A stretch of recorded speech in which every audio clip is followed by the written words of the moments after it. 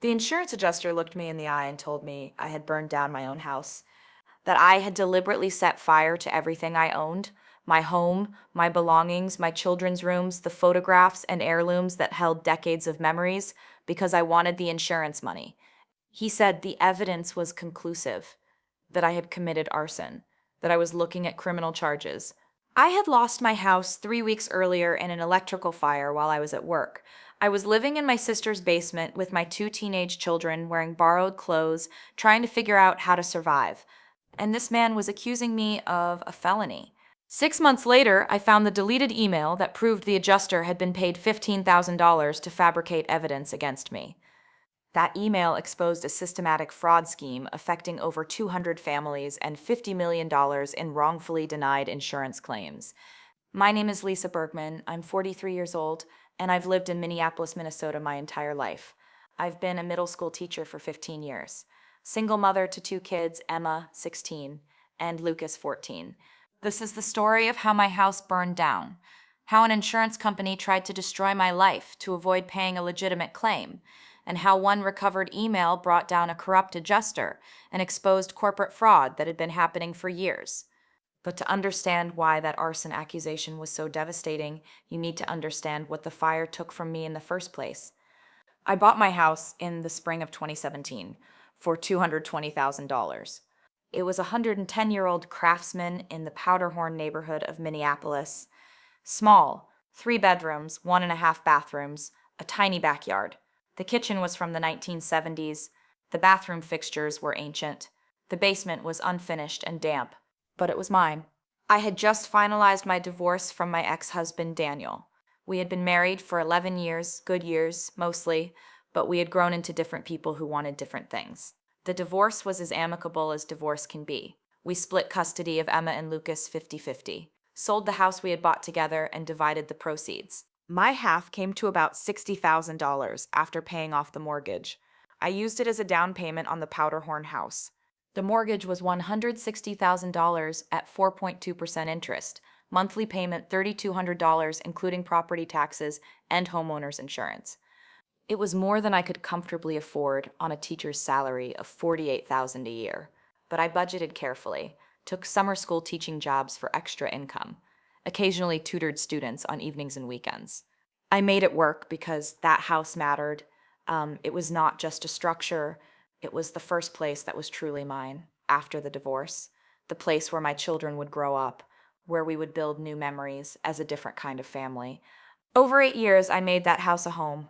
I painted every room myself, renovated the upstairs bathroom with help from my brother-in-law, finished part of the basement to create a family room where the kids could hang out, bought furniture piece by piece, mostly used, refinished with care. In 2023, I did a small kitchen renovation.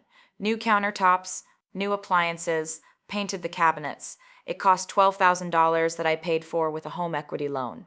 My insurance agent recommended I increase my homeowner's coverage to reflect the improvements and the fact that the house had appreciated. Similar homes in the neighborhood were selling for around $350,000 by that point. I increased my coverage from $250,000 to $380,000. It seemed like the responsible thing to do, the kind of decision a careful homeowner makes. I paid my premiums every month, $540 automatically withdrawn from my checking account. Never missed a payment, never filed a claim. I was the kind of customer insurance companies claim to want: someone who pays reliably and never costs them anything. By November of 2025, I had been living in that house for 8.5 years. Emma was a junior in high school, tall, athletic, playing on the varsity volleyball team, and starting to think about colleges. Lucas was a freshman, quieter than his sister, passionate about chess and model airplanes that he built with extraordinary patience and precision. The house held all of our lives. Emma's volleyball trophies lined the shelves in the living room. Lucas's completed model planes hung from the ceiling of his bedroom. The kitchen table where we ate dinner together most nights. The piano I had bought used and refinished, where both kids had taken lessons before deciding they preferred sports and chess. My grandmother's china cabinet stood in the dining room. She had died 5 years earlier and left it to me. Inside were the dishes she had used for every holiday dinner of my childhood. The quilt she had made when I was born was folded at the foot of my bed, hand-stitched fabric from clothes I had worn as a baby. Photo albums fill the bookshelf in the living room. My wedding. Emma and Lucas as babies. Family vacations. Christmases and birthdays spanning decades. All the irreplaceable things that make a house more than just walls and a roof. November 14th, 2025. A Tuesday. Cold. Temperature in the low 30s. Gray overcast sky that looked like it might snow, but didn't. I taught my regular schedule at Jackson Middle School. 3 periods of 8th grade English in the morning. Lunch duty supervising the cafeteria. 2 periods of social studies in the afternoon. After school, I had parent-teacher conferences scheduled from 3:30 to 7. The twice-yearly ritual of sitting in my classroom, talking to parents about their children's progress.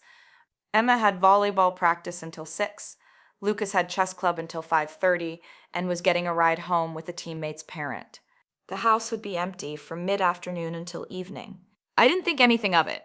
The house had been empty during work hours thousands of times, over 8 years. Nothing had ever happened. I left for work at 7:15 that morning. The kids were still getting ready for school.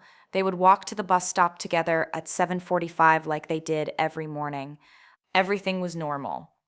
Unremarkable. I locked the door and drove to work. Parent-teacher conferences started at 3:30. I met with parents in 15-minute intervals, discussed grades and behavior and reading comprehension and study habits. At 6:42 p.m., my phone rang. Unknown number. I was between appointments. I almost didn't answer.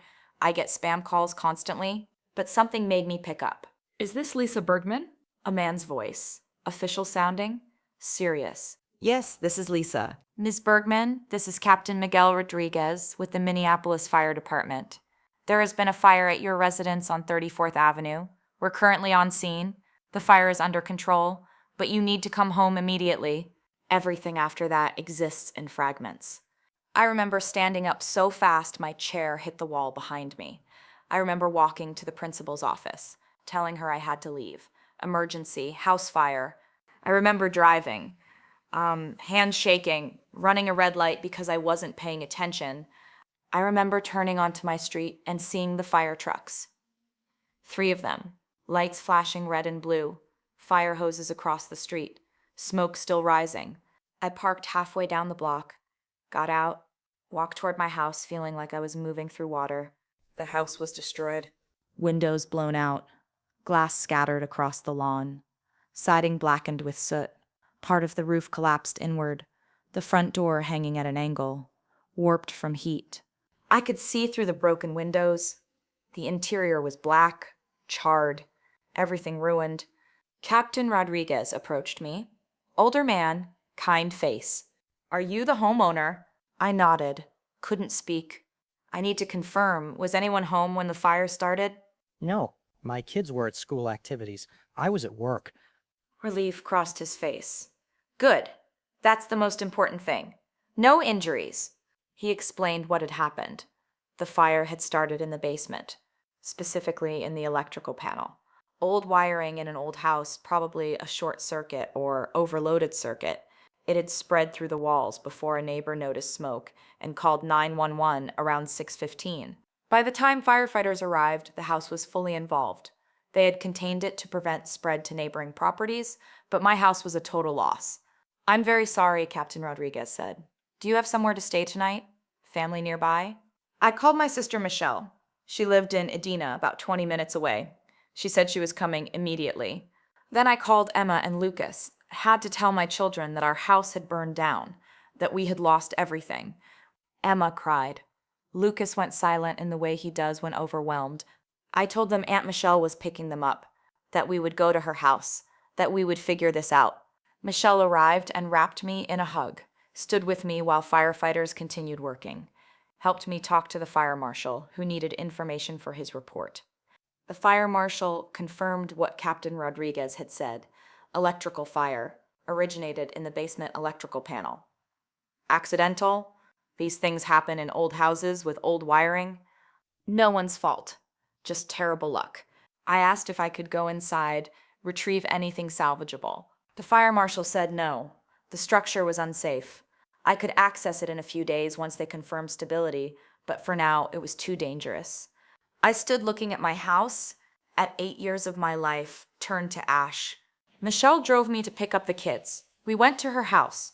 She set up air mattresses in her basement, gave us towels and toothbrushes and clothes that didn't quite fit. I didn't sleep. Just lay there staring at the ceiling, trying to process what had happened. Everything was gone.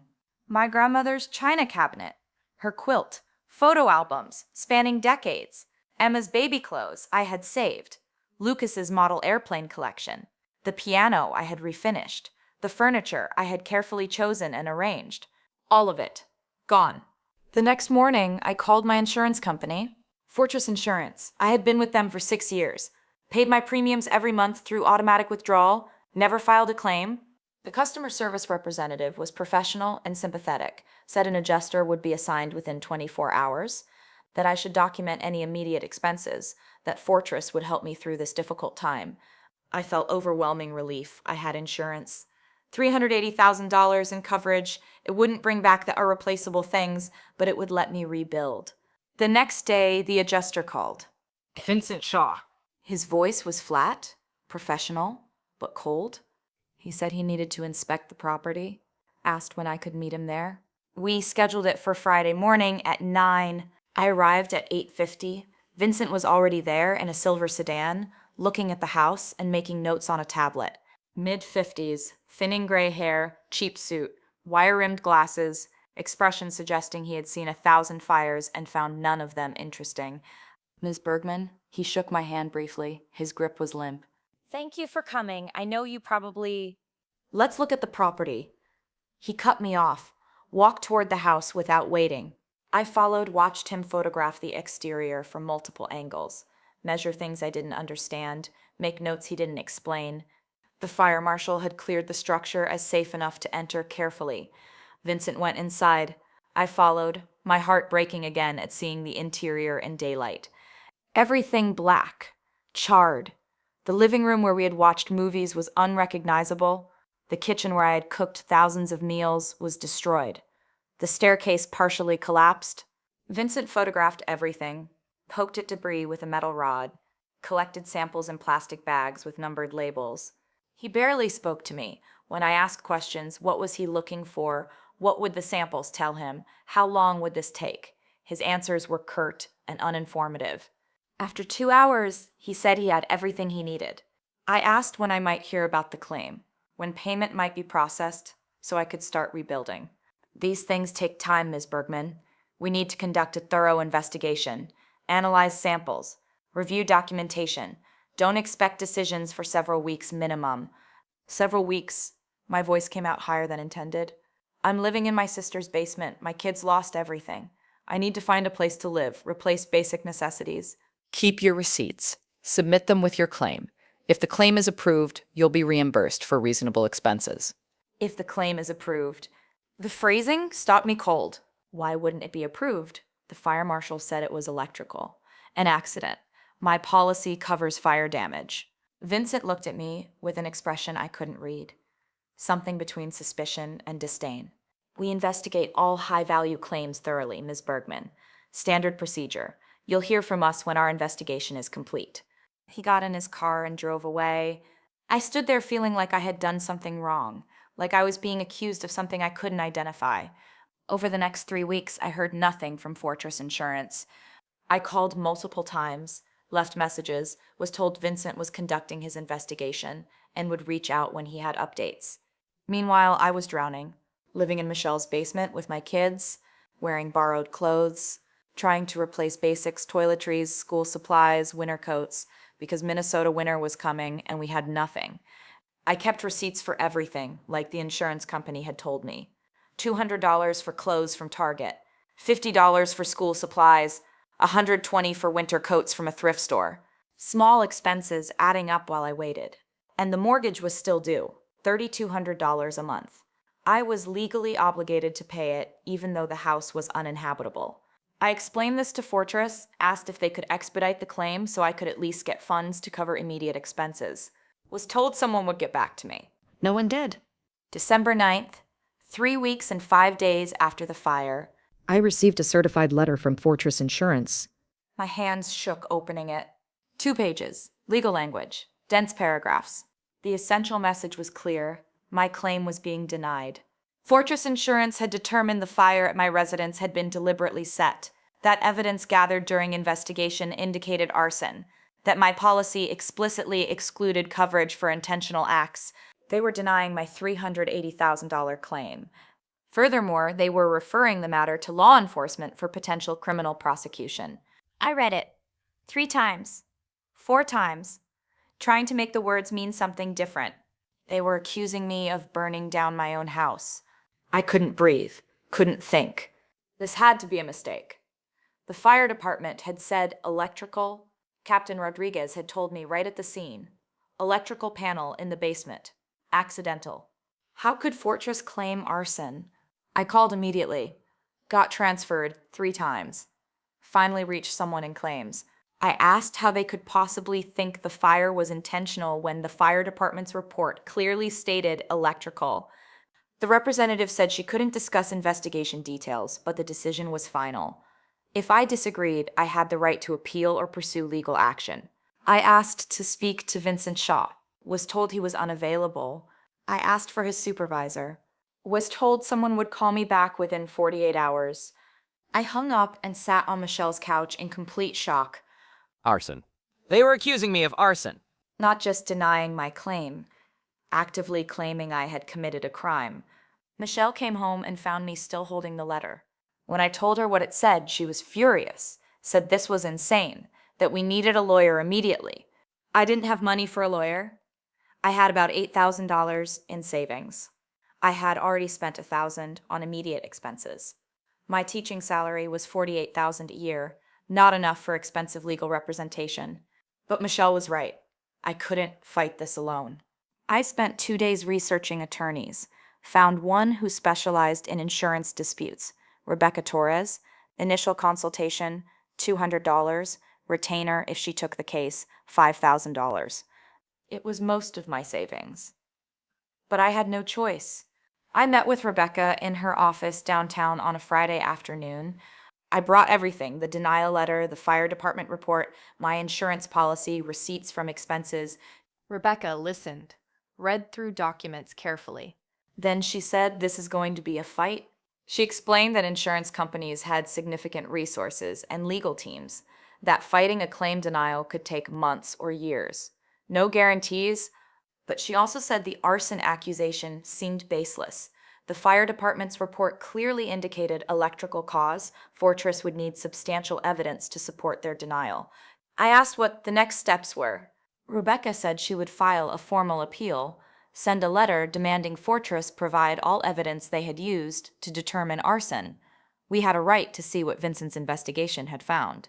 I signed the retainer agreement, paid $5,000 from my savings, walked out feeling like I had just bet everything on a fight I might not win. Over the next 6 weeks, Rebecca went to war with Fortress Insurance. She filed the appeal, demanded evidence, requested Vincent's full investigative report, and all documentation supporting the arson determination. Fortress stalled, said they were preparing materials. These things took time. Finally, in late January, they provided Vincent's report, 43 pages. Rebecca and I sat in her office and read through it together. Vincent's conclusion was unequivocal. The fire had been intentionally set. Evidence included multiple points of origin. Vincent claimed the fire had started in 3 separate locations: basement, living room, second floor hallway, indicating accelerants. Accelerant residue. Vincent claimed lab analysis of debris samples detected gasoline traces in multiple locations. Suspicious timing. Vincent noted I had recently increased my insurance coverage from $250,000 to $380,000. He claimed this indicated planning and financial motive. Financial distress. Vincent's report included information about my finances, my divorce, my teaching salary, my student loans. He claimed I was under financial pressure with motive to commit insurance fraud. Opportunity. Vincent noted I had been conveniently absent when the fire started. My children also away, the house empty. The report was detailed, professional, damning, and completely false. I knew it was false because I lived there. There was one point of origin, the electrical panel, exactly where Captain Rodriguez said there was no gasoline. I hadn't poured accelerants anywhere. The increased coverage, that happened 18 months earlier after kitchen renovations. My insurance agent recommended it. Standard practice. Financial distress? I was divorced with student loans, yes, but I was managing fine. I wasn't desperate enough to burn down my house with my children's belongings inside. I looked at Rebecca. None of this is true. He's lying. Rebecca's expression was grim, proving that will be difficult. He's a licensed adjuster. His report looks professional. He claims lab analysis backs his findings. The company will argue they had good cause to deny. But the fire department said electrical, I said. Rebecca nodded, which is exactly what we'll use. Their investigation contradicts Vincent's. That's our strongest argument. She paused. Lisa, I need you prepared. This is going to get worse before it gets better. If Fortress really referred this to law enforcement, you could face criminal investigation. Arson is a felony. Insurance fraud is a felony. My hands went cold. You think I could be arrested? I think it's a possibility we need to prepare for. Prosecutors will look at all evidence, including the fire department's report. They'll be more thorough than an insurance adjuster, but this is going to be hanging over you. I felt sick. Not only had I lost my house, not only was my claim denied, but I was potentially facing criminal charges for something I didn't do. Rebecca filed a lawsuit in February, breach of contract, bad faith denial, demanding $380,000 plus additional damages. Fortress immediately moved to dismiss, arguing they had reasonable cause to deny based on Vincent's investigation. Legal proceedings moved slowly. Motions, responses, counter-motions. Meanwhile, my life fell apart. Still living in Michelle's basement. Still paying mortgage on a house I couldn't live in. Still trying to keep my kids' lives normal while everything was chaos. The worst part was the accusation itself. Word got around. Small community. People talk. I would see neighbors at the grocery store. They would look at me differently. Whisper. Some parents at school started treating me with suspicion. One mother asked the principal if it was appropriate for someone under investigation for arson to be teaching children. My principal defended me, said I had been a valued teacher for years and there were no criminal charges. But the damage was done. The accusation alone tainted everything. Emma came home in tears one day. Girls in her class were saying her mom burned down their house for money, that we were scammers. Lucas became withdrawn, stopped talking about it, retreated into silence. I was watching my children suffer because of a lie. I wanted to give up, drop the lawsuit, accept the denial, move forward somehow. But Rebecca convinced me to keep fighting. If you give up now, they win, she said, not just against you, but against every other policyholder they screw over. These companies count on people being too exhausted or too broke to fight back. So I kept fighting. In April, Rebecca filed for discovery. We had the right to examine Fortress's internal documents related to my claim, all of Vincent's materials, communications between Vincent and the company, lab reports, everything. Fortress fought it, said materials were proprietary. They had already provided Vincent's report. That was sufficient. The judge disagreed, ordered Fortress to provide complete discovery within 30 days. That's when things got interesting. Rebecca hired a forensic IT specialist, David Kim. He specialized in recovering deleted or hidden digital communications. When Fortress provided discovery materials, thousands of pages, David went through everything systematically, looking for inconsistencies, gaps, evidence something was hidden. What he found was a deleted email. It had been sent from a Fortress insurance executive named Thomas Mitchell to Vincent Shaw and 14 other adjusters, dated October 20th, 2025, 3 weeks before my fire. Subject line: Q4 bonus incentive program, high-value claim performance. David recovered it from backup server archives. Fortress IT had deleted it from active systems, but backups retained everything. Rebecca called me on a Tuesday evening in late April. Her voice was different, energized. Lisa, we found something. Can you come to my office tomorrow morning? I took a personal day, drove downtown, walked into her office at 9. She had the email on her screen. Read this. I read it. The email from Thomas Mitchell outlined a new bonus incentive program for adjusters starting Q4 2025. Adjusters would be eligible for performance bonuses based on claim denial efficiency for high-value claims. High-value claims. Anything over $200,000. Successfully deny 30% of high-value claims. $5,000 quarterly bonus. Successfully deny 50%, $10,000. Successfully deny 70%, $15,000. The email explicitly stated, creative investigation and thorough documentation of alternative causation will be key to achieving these targets. Remember, every dollar we save in claims protects our shareholders and your compensation. Alternative causation. Corporate speak for find a reason to deny the claim that sounds legitimate. Vincent Shaw had been offered $15,000 to deny my claim, and he had fabricated arson evidence to do it. I looked up at Rebecca. My hands were shaking. This proves he lied. This proves it was about money. Rebecca nodded. Her expression was fierce. This proves systematic fraud. Not just your claim, Lisa. This is company-wide policy of wrongfully denying legitimate claims to increase profits and pay bonuses to adjusters who deny the most. What do we do? Rebecca smiled. Not pleasant. The smile of someone who had just found the weapon they needed. We destroy them. Rebecca's strategy was methodical and comprehensive. First, we would amend our lawsuit against Fortress Insurance. What had been a straightforward breach of contract case would become a lawsuit alleging systematic fraud, bad faith denial of claims, conspiracy to defraud policyholders, and violation of Minnesota insurance regulations. We would attach the recovered email as Exhibit A, the smoking gun that proved everything. Second, Rebecca would file a formal complaint with the Minnesota Department of Commerce, the state agency that regulated insurance companies. She would provide them with copies of the email and a detailed analysis of how it demonstrated illegal claims practices that violated state insurance law. Third, she would contact the Minnesota Attorney General's Consumer Protection Division.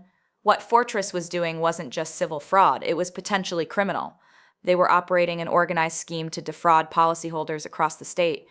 And fourth, this was the part that scared me, but that Rebecca insisted was absolutely necessary. She would contact a journalist at the Minneapolis Star-Tribune who specialized in investigating corporate malfeasance and consumer fraud. The story needed to go public, not just for my case, but for every other family that had been victimized by this scheme. I was terrified of the publicity, of having my name in the newspaper, of everyone knowing what had happened to me. But Rebecca was right. Sunlight was the best disinfectant. If we fought this battle quietly in courtrooms and regulatory offices, Fortress might find a way to minimize the damage. Settle my case privately, make the email disappear again. But if the public knew what they had done, if the media covered it, if other victims came forward, Fortress Insurance would have nowhere to hide. The amended lawsuit was filed on May 3rd, 2026. It was devastating. Rebecca had spent 2 weeks crafting it with the precision of someone building a case designed to destroy. The lawsuit detailed everything. My house fire, Vincent Shaw's fabricated arson findings, the denied claim, the emotional and financial harm to my family, the discovered email proving Vincent had been incentivized to deny my claim regardless of merit. But it went further. Rebecca had done additional research. She had found other Fortress Insurance policyholders in Minnesota who had mysteriously had high-value claims denied in the months after the bonus program started. She included their cases in the lawsuit as examples of a pattern. A family in Duluth whose home had been destroyed by a tornado. Fortress had denied their claims, saying the damage was pre-existing structural failure rather than storm damage. The family's contractor and an independent structural engineer had both confirmed the damage was absolutely from the tornado, denied anyway. A couple in Rochester whose house had flooded when a pipe burst in the middle of winter. Fortress denied the claim, saying they had failed to properly maintain their plumbing and the burst was therefore their fault.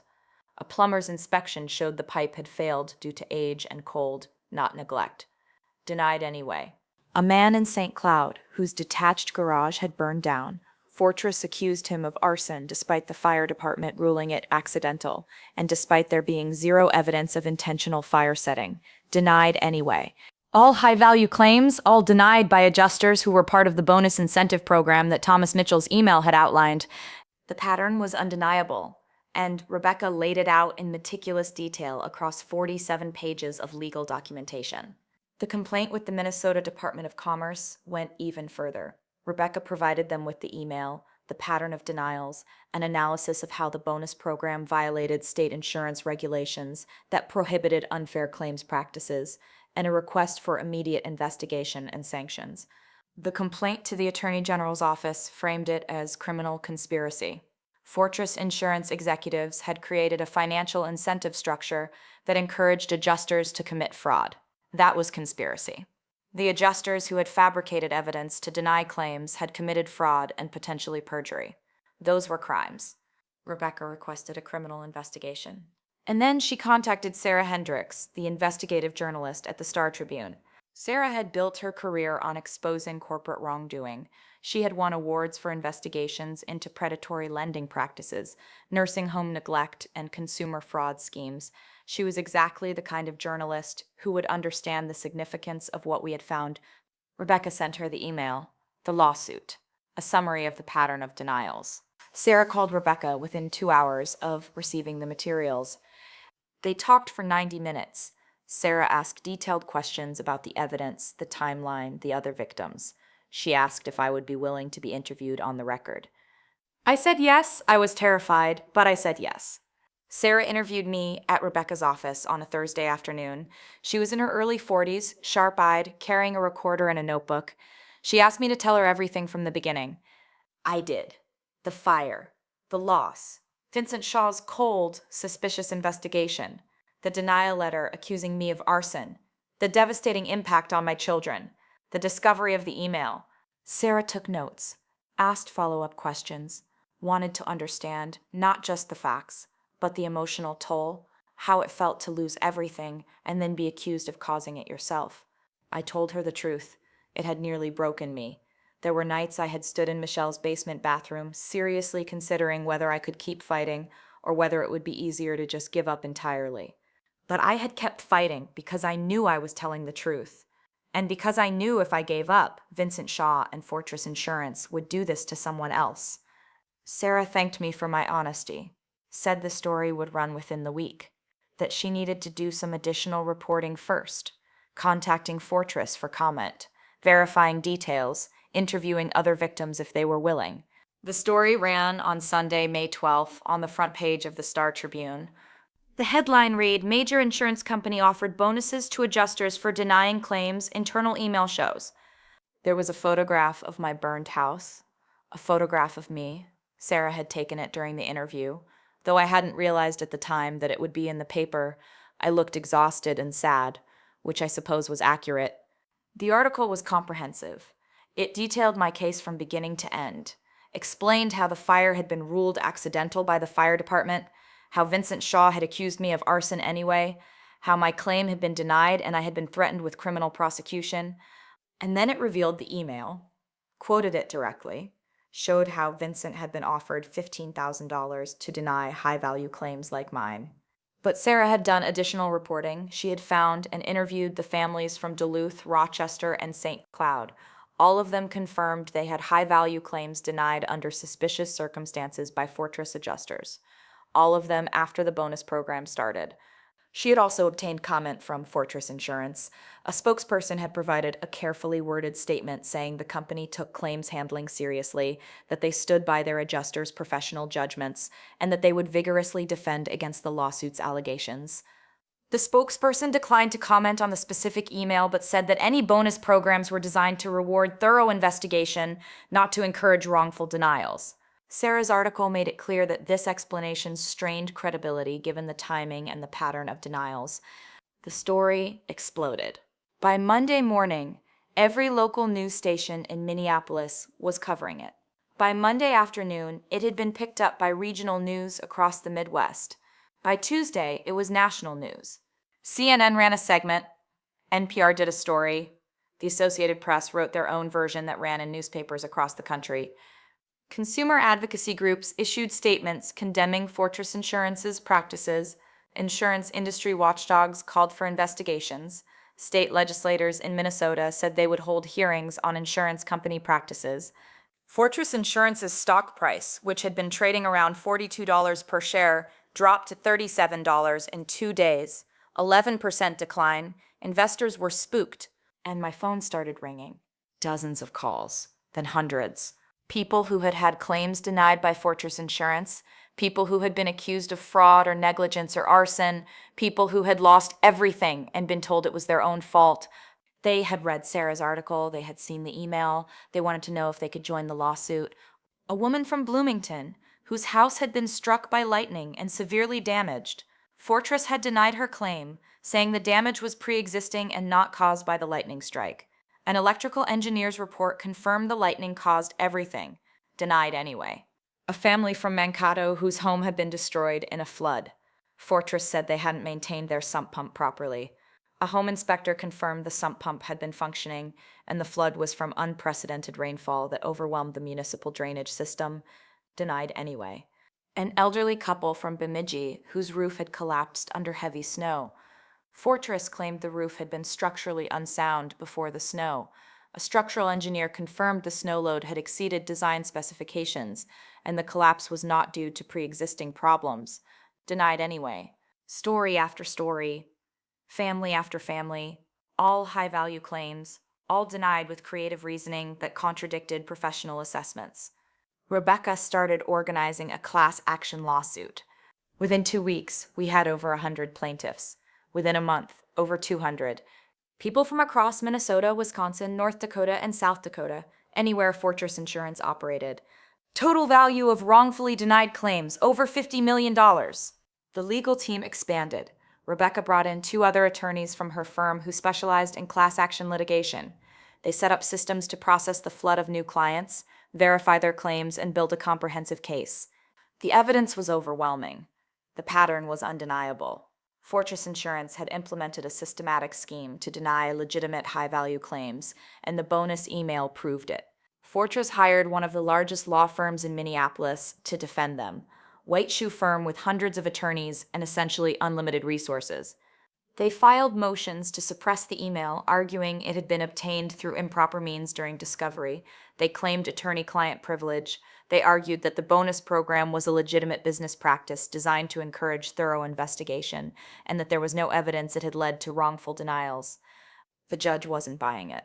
In a hearing in early June, she ruled that the email was admissible, that it had been properly obtained through court-ordered discovery, that there was no attorney-client privilege because it was an internal business communication, not legal advice. She also noted that the pattern of denials immediately following implementation of the bonus program raised serious questions about Fortress's claims handling practices. Discovery could proceed. We would have access to Fortress Insurance's internal communications, performance records for all adjusters in the bonus program, and detailed documentation of every high-value claim denial over the past year. Rebecca's team dove into the materials. What they found was damning. Thomas Mitchell's bonus program email wasn't the only one. There were follow-up messages, quarterly performance reports showing which adjusters were meeting denial rate targets, congratulatory emails to adjusters who hit the 70% denial threshold. One email from Mitchell to an adjuster who had only denied 40% of his high-value claims said, "You're leaving money on the table. Get creative with your investigations. Remember, our job is to protect the company's financial interests." Another email chain showed adjusters discussing strategies for denying claims. One adjuster asked how to deny a clearly legitimate hail damage claim. Another responded, "Look for any minor pre-existing damage. Attribute as much as possible to that. Deny the portion you can justify, approve the rest. Client usually won't fight it." The culture of denial was explicit and documented. Rebecca also subpoenaed performance records for Vincent Shaw and the other 14 adjusters on the original bonus email. The pattern was stark. Before the bonus program, Vincent's denial rate for high-value claims had been around 18%, industry average. After the bonus program, 72%. He had denied 18 high-value claims in the first 3 months of the program. Used creative reasoning for each. Arson, pre-existing damage, policyholder negligence, exclusions buried in policy language. He had earned his $15,000 bonus 4 quarters in a row, $60,000 total over 1 year. The other adjusters showed similar patterns, normal denial rates before the program, dramatically elevated rates after, all of them hitting the targets that earned them maximum bonuses. Hundreds of denied claims, millions of dollars in legitimate claims that had been wrongfully rejected so that adjusters could earn bonuses and Fortress could report better financial performance to shareholders. Rebecca filed a motion to compel Vincent Shaw to sit for a deposition. Fortress's attorneys fought it, but the judge ordered Vincent to appear. The deposition was scheduled for June 28th in Rebecca's conference room. Vincent arrived with 2 attorneys from Fortress's legal team. He looked diminished from the last time I had seen him. Older, worn, the confident, dismissive adjuster who had stood in my burned house acting like I was a criminal. That person was gone. What remained was a man who knew he was in serious trouble. I was allowed to be present. I sat quietly in a corner while Rebecca questioned him. She started gently, background questions, his experience as an adjuster, his training, how long he had worked for Fortress. Vincent answered in a monotone. 23 years in insurance, 12 years with Fortress, licensed adjuster in 4 states. Then Rebecca shifted gears. Mr. Shaw, are you familiar with an email sent by Thomas Mitchell on October 20th, 2025, regarding a bonus incentive program? Vincent glanced at his attorneys. I may have received such an email. Rebecca slid a printed copy across the table. This email was sent directly to you, along with 14 other adjusters. Do you recall receiving it? Pause. Yes, I received it. And you understood that this email was offering you a financial bonus if you denied a certain percentage of high-value claims? Specifically, $15,000 if you denied at least 70%? It was offering a performance bonus for thorough investigation of... Mr. Shaw, please answer the question I asked. The email states that adjusters who denied at least 70% of high-value claims would receive $15,000 quarterly. Did you understand that? Yes. When you were assigned to investigate Ms. Bergman's claim in November 2025, a claim valued at $380,000, well above the $200,000 threshold for high-value claims, were you aware that denying her claim would move you closer to achieving that 70% denial rate and earning the $15,000 bonus? Vincent's attorneys objected. Argumentative. Assumes facts not in evidence. Rebecca rephrased. Were you aware that Ms. Bergman's claim qualified as a high-value claim under the bonus program described in Mr. Mitchell's email? I suppose so. And were you aware that if you denied a sufficient number of high-value claims, you would receive $15,000? The bonus was for thorough investigation, not for denials specifically. Mr. Shaw, the email explicitly ties the bonus to denial rates. Deny 70%, get $15,000. That's what it says. Do you dispute that? Silence. No. Rebecca pulled out Vincent's 43-page report on my fire. You concluded that Miss Bergman's fire had multiple points of origin, correct? Yes. The Minneapolis Fire Department's official report states that the fire originated from a single location, the electrical panel in the basement. You're aware of that finding. I've read their report. But you disagreed with it? I conducted my own investigation and reached a different conclusion based on the evidence I observed. Based on what specific evidence did you conclude there were multiple points of origin? Vincent walked through his reasoning, burn patterns, distribution of damage throughout the house, his interpretation of how fire spreads. Rebecca listened patiently. Then, you're not a certified fire investigator, are you, Mr. Shaw? No, but I'm trained in fire damage assessment for insurance purposes. How many hours of training have you received in fire investigation? I've attended several workshops over the years. How many hours total? Vincent hesitated. Perhaps 40 hours. Captain Rodriguez of the Minneapolis Fire Department, who investigated Ms. Bergman's fire, has over 500 hours of certified fire investigation training. Are you claiming your 40 hours of workshops make you better qualified to determine the cause of the fire than Captain Rodriguez? I'm saying I observed evidence that led me to a different conclusion. Rebecca pulled out another document. You claim in your report that laboratory analysis detected gasoline residue in multiple locations. Which laboratory conducted this analysis? Midwest Forensics. Did you personally collect the samples sent to the lab? Yes. Did you follow proper chain of custody procedures? Yes. This is the lab report from Midwest Forensics regarding your samples. 2 of 5 samples tested positive for trace petroleum distillates consistent with gasoline. Correct? Yes. And you interpreted this as evidence that Ms. Bergman had poured gasoline throughout her house before setting it on fire? Combined with other evidence, yes. Rebecca paused. Let silence fill the room. Mr. Shaw, did you know that Ms. Bergman kept a gas-powered lawnmower in her basement? Vincent's expression flickered. That may have been mentioned. The lawnmower had approximately half a gallon of gasoline in its tank. When a gas-powered lawnmower is exposed to intense heat from a fire, what happens to the plastic fuel tank? It would likely melt or rupture. And when it ruptures, what happens to the gasoline inside? It would be released. And would that released gasoline show up in forensic testing of debris from the basement? Vincent didn't answer. Mr. Shaw, isn't it true that the trace gasoline residue found in your samples is far more consistent with a ruptured lawnmower fuel tank than with deliberate gasoline pouring throughout a house? That's speculation. Is it? The fire department found no evidence of accelerant pour patterns, no evidence of containers that would have held gasoline for pouring, no evidence of ignition devices, nothing to support arson. But you concluded arson anyway. Why? Based on my professional judgment. Based on the fact that denying this claim moved you closer to a $15,000 bonus? Vincent's attorneys objected.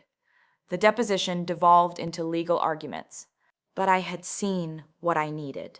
Vincent Shaw had fabricated evidence. He had taken a legitimate electrical fire, found details that could be twisted to suggest something sinister, and built a case for denial. Because he was being paid to deny claims. The deposition transcript became part of the court record. It was devastating to Fortress's defense. Rebecca also obtained Vincent's complete performance records. The numbers told the story. Year 1 at Fortress, 16% denial rate on high-value claims. Year 2, 19% denial rate. Year 3, 17% denial rate. Year 4, 18% denial rate. Then the bonus program started in Q4 of Year 5. Q4 year 5, 71% denial rate. Q1 Year 6, 73% denial rate. Q2 Year 6, 74% denial rate. Q3 Year 6, 70% denial rate.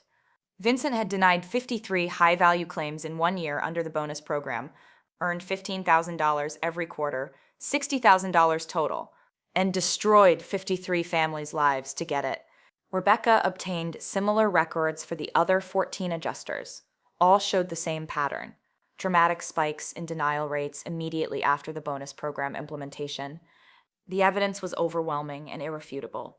In July, the Minnesota Department of Commerce completed their investigation and issued formal findings.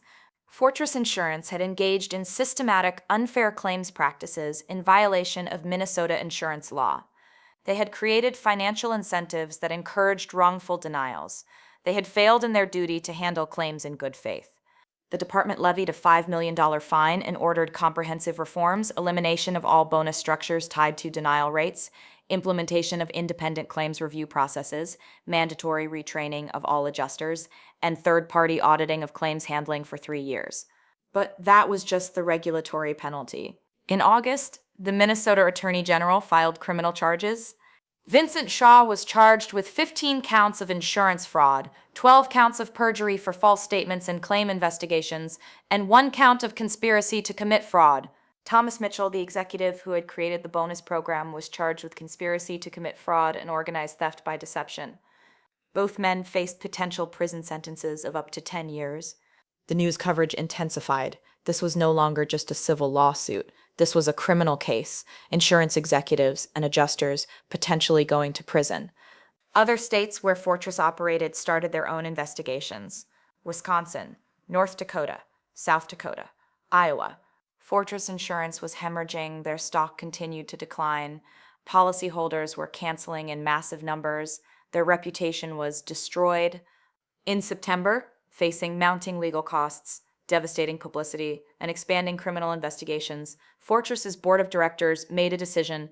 They approached Rebecca about a global settlement of the class action. The offer: pay all denied claims in full, plus additional damages for emotional distress and bad faith, plus all legal fees for every plaintiff. Total settlement, $53 million distributed among 207 plaintiffs. For me specifically, $380,000 for my house. $200,000 in additional damages for the emotional harm, the false arson accusation, the year of hell my family endured, plus full reimbursement of all expenses, including Rebecca's fees. Total $580,000. It was more money than I had ever imagined seeing in my life. But more than the money, it was vindication, official acknowledgement that I had been telling the truth, that what happened to me was wrong, that Fortress Insurance had committed fraud. The settlement also required systemic changes. independent review of all claim denials over $100,000, creation of a consumer ombudsman position, annual reporting to regulators, and formal written apologies to every plaintiff. I received my apology letter in October. 2 paragraphs, corporate language, but it said the words, "We acknowledge that your claim was wrongfully denied. We apologize for the harm this caused you and your family." I read it once, put it in a drawer, tried to move forward. The criminal trials happened in early 2027. Vincent Shaw's trial lasted 3 weeks. The prosecution presented the bonus email, Vincent's deposition testimony, his performance records showing the dramatic spike in denials, expert testimony from fire investigators who contradicted every element of his arson findings in my case, and multiple others. Vincent's defense was that he had genuinely believed the fires he investigated showed evidence of arson, that his conclusions were made in good faith based on his professional judgment and training. The jury deliberated for 6 hours. Guilty on all counts.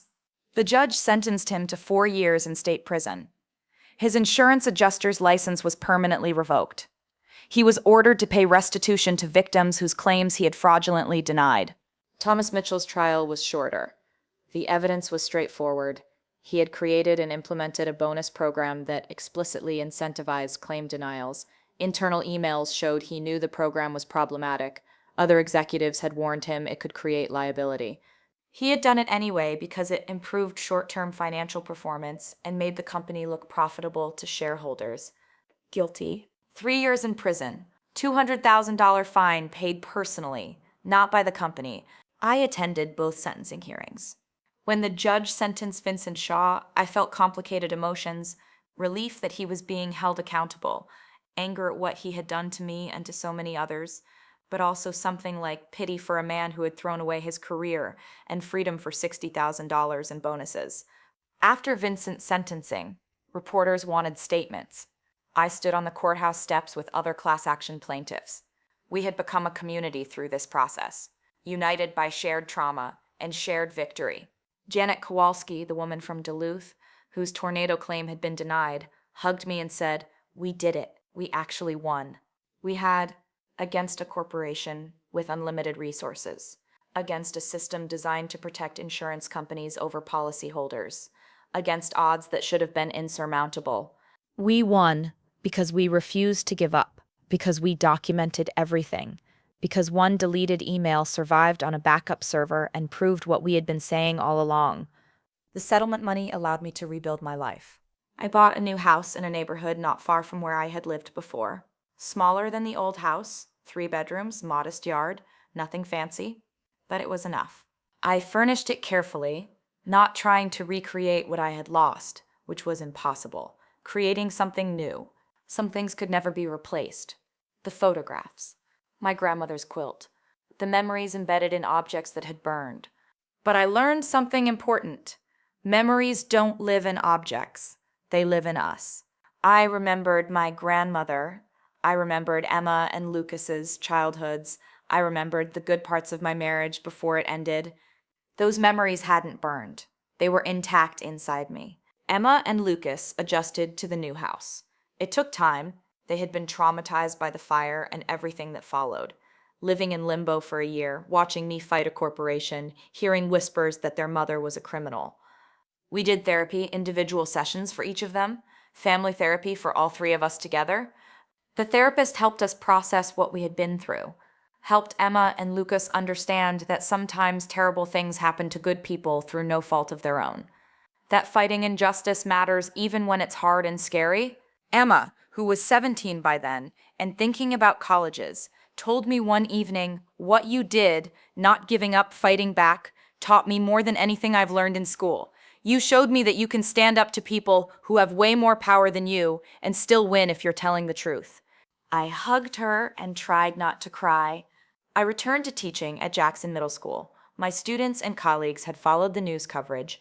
Many of them told me they were proud of me, that watching me fight had inspired them. The principal asked me to speak at a school assembly about perseverance and standing up for yourself when systems fail. I talked to 200 middle school students about what I had learned. That documentation matters, that patience matters, that sometimes the evidence you need exists even when you think all is lost. That one deleted email can change everything. I also became an advocate for insurance reform. I joined a nonprofit called Fair Insurance Practices Coalition that helped people navigate wrongful claim denials. I volunteered to talk to other policyholders who were fighting insurance companies who felt alone and powerless. I told them what Rebecca had told me.